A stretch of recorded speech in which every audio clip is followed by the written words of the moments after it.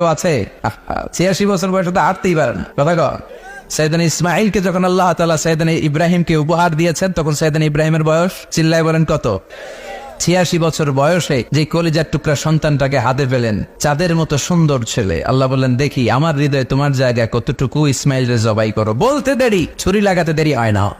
তার মানে এই পরীক্ষায়ও একটার পর একটা আল্লাহ পরীক্ষা নিয়েছেন, একটার পর একটা পরীক্ষা। আগুনের পরীক্ষায় পাস, ফ্যামিলি বিসর্জন দাও পাস, কলিজার টুকরা সন্তানের গলায় ছড়ি লাগাও পাস। এবার আল্লাহ বললেন, এরপর তোমার বড় দায়িত্ব দিব, তোমাকে হজ প্রোগ্রামের এমডি বানাই দিলাম, ম্যানেজিং ডাইরেক্টর অফ হজ। সুবহানাল্লাহ কইবেন না?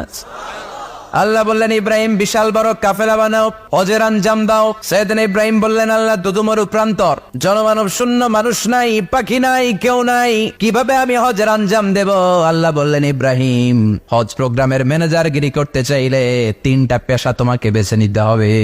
কয়টা? এই